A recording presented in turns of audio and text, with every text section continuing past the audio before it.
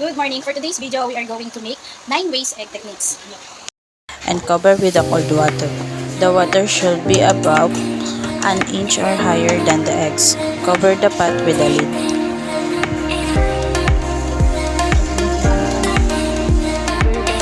Bring your eggs to the rolling bowl.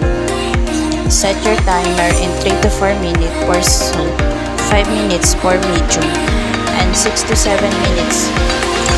Remove from heat, let eggs stand in the water for 10 to 12 minutes or let the eggs slightly reduce for smaller eggs. Crack your first egg into small dish.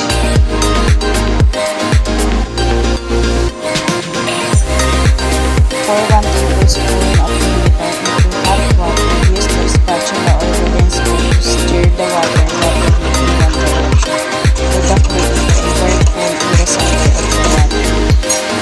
With your other hand, pour the eggs from the dish quickly into the center of the bowl.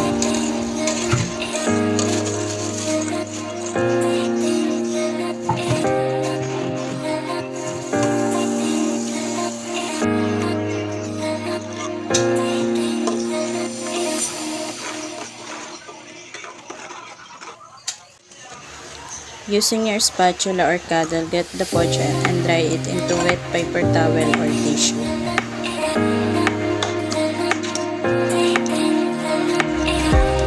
Add small amount of oil in a non-stick pan. Heat to medium heat. Add eggs. Cook for a few seconds and use the rubber spatula to form soft curds.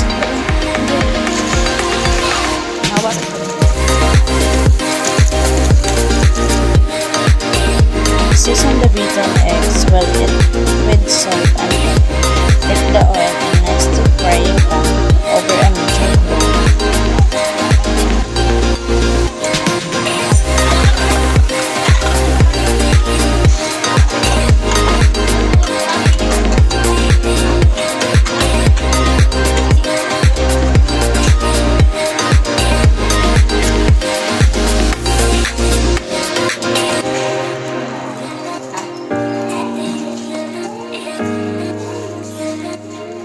Add some toppings on the layer of the egg. Filter the fillings over the top of omelette and fold gently in half with the spatula, even into plate to serve.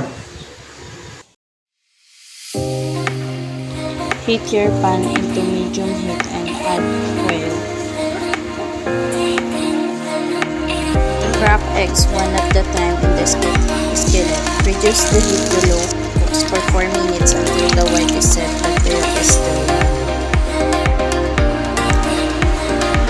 Heat 1 tablespoon oil over the medium heat.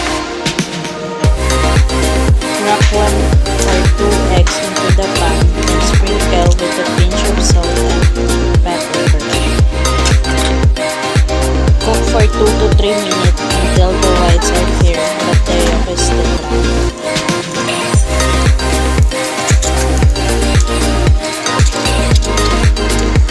Flip the eggs and cook about 2 minutes more.